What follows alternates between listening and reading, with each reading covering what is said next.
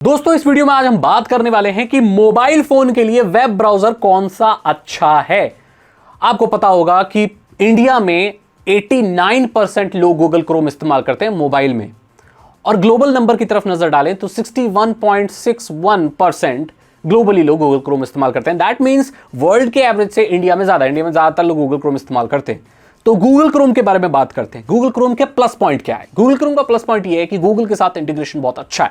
That means आप Google की कोई भी सर्विस इस्तेमाल करते हो गूगल क्रोम में बहुत बढ़िया चलेगी, प्रॉब्लम नहीं होगी।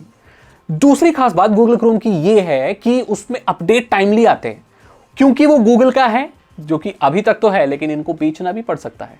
लोग जानते हैं जो, कमेंट पे लिखो क्यों। तो अभी फिलहाल तो गूगल का है, तो गूगल बहुत टाइमली अपडेट्स दे देता है। मतलब सिक्योरिटी पैचेस अच्छे आते हैं तो सेफ्टी सिक्योरिटी बढ़िया रहती है ना।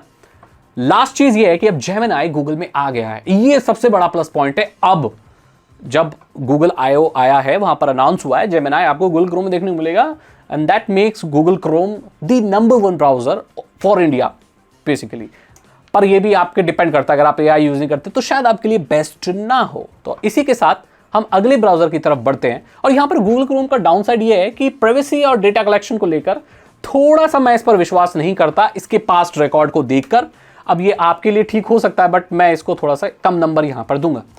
इसी के साथ हम अगले ब्राउजर की तरफ बढ़ते हैं, जो कि है ब्रेव ब्राउजर। ब्रेव ब्राउजर बहुत सिक्योर ब्राउजर है, प्राइवेसी के लिए नंबर 1 ब्राउजर है। वो प्राइवेसी के लिए बना हुआ है, क्योंकि ट्रैकर हो गए और जो भी एड वगैरह है वो सब फालतू, उनको वो ब्लॉक कर देता है। ब्लैक कर दे, काली पट्टी मार देता, ब्लॉक कर देता है। तो ट्रैकर क्या होता है? बेसिकली आप क्या सर्व कर रहे हो, एडवर्टाइजमेंट के लिए वो सब आपकी जो आइडेंटिफायर्स ट्रैक करता है, वो सारी चीजें नहीं होती। पर बेसिकली बहुत बढ़िया है। और जो रिसोर्स हंग्री टैब्स है, रिसोर्स हंग्री कंटेंट है वेब पर, उसको एफिशिएंटली भाई यूटिलाइज करता है। अपनी सिस्टम को ऐसा कर देता है कि भाई आप कितना भी हैवी ब्राउजिंग कर रहे हो पर सिस्टम पर लोड नहीं आता, बैटरी ज्यादा चलती है। ये एक प्लस पॉइंट है। पेज लोड होते हैं फास्ट, तो फास्ट ब्राउजिंग और प्राइवेसी के लिए ब्रेव ब्राउजर सबसे बढ़िया है। और ओवरऑल स्पीड में भी कहा जाए, ओवरऑल भी देखा जाए तो ब्रेव ब्राउजर इज बेटर। लेकिन यहां पर एक्सटेंशन का थोड़ा सा लिमिटेशन है और अपडेट्स वगैरह को लेकर थोड़ा सा इशू रहता है, बिकॉज कोई एक बहुत बड़ी टेक जाइंट इसको कंट्रोल नहीं कर रहा। अपार्ट फ्रॉम दैट बहुत अच्छा ब्राउजर है, आप ट्राई कर सकते हैं। अगला ब्राउजर है ओपेरा मिनी। अब इसका अलग देखो, अलग अलग ब्राउजर का ना अलग अलग सीन है। ओपेरा मिनी की बात करें तो बहुत लाइट वेट ब्राउजर है, ऐसे लोगों के लिए बढ़िया है जो बजट फोन इस्तेमाल करते हैं, जो 9,000 5,000 10,000 वाला जो फोन यूज करते हैं। फास्ट सर्फिंग चाहिए, डेटा लिमिटेड है, आपका डेटा प्लान खत्म होने वाला है और आपको सर्फिंग करनी है, डेटा बचाना है। आपका फोन भी पावरफुल नहीं है, आपका डेटा प्लान भी पावरफुल नहीं है।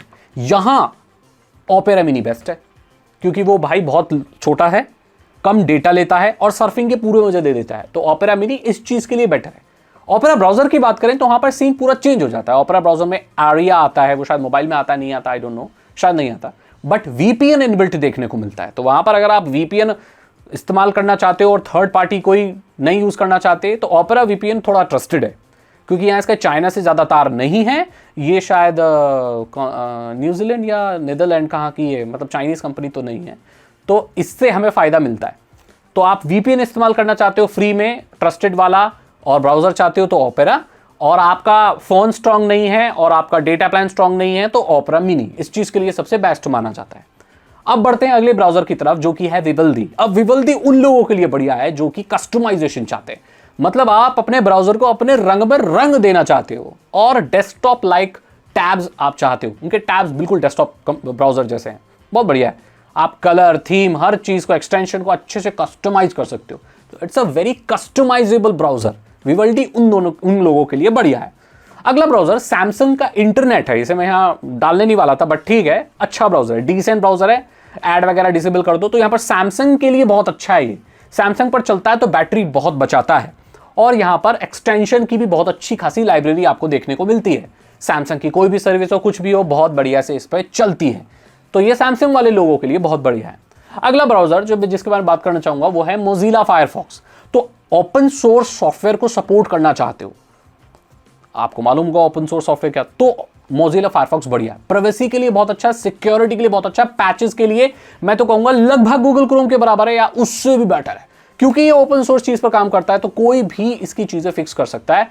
एंड उसकी जो वर्क फोर्स है वो एक्चुअली देखा जाए तो जो लोग ओपन सोर्स पे कंट्रीब्यूट करते हैं गूगल क्रोम के एम्प्लॉय से ज़्यादा है, which is very very nice.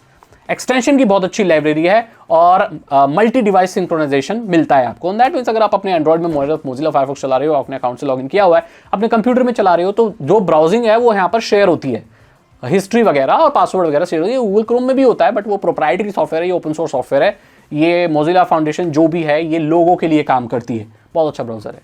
तो यहाँ पर मैंने इसका बता दिया कौन लोग इस्तेमाल कर सकता है। अब यहाँ पर फिर से हम रिकैप कर लेते हैं कि कौन सा ब्राउजर किसके लिए बढ़िया होता है। ये मैं लिख के लाया हूँ। देखो, प्राइवेसी के लिए चाहिए ब्रेव, कस्टमाइजेशन के लिए चाहिए तो विविल्डी, डेटा एफिशिएंट चाहिए तो ओपेरा मिनी, वीपीएन चाहिए तो ओपेरा, इकोसिस्टम इंटीग्रेशन चाहिए तो क्रोम और सैमसंग, क्योंकि ये दोनों गूगल के और ये सैमसंग के इकोसिस्टम पर दोनों परफेक्टली काम करते हैं। एक्सटेंशन के लिए चाहिए और ओपन सोर्स के लिए चाहिए तो फायरफॉक्स। यहां पर मैंने बता दिया आपकी कौन सा ब्राउजर किसके लिए बढ़िया होगा। ये सारे ही ब्राउजर बहुत फास्ट हैं लेकिन अपनी अपनी एडवांटेज और अपनी अपनी एक डिसएडवांटेज के साथ आते हैं, तो आप उसी के हिसाब से चूज कर सकते हो। बाकी आप मुझे अपनी राय बताइए। आप बताइए कौन सा ब्राउजर आप इस्तेमाल करते हैं, कमेंट सेक्शन में बताइए। अगर आपको वीडियो अच्छी लगी तो लाइक करें, दोस्तों के साथ शेयर करें और मैं मिलता हूं आपसे अगली वीडियो में। Thank you so much and good bye.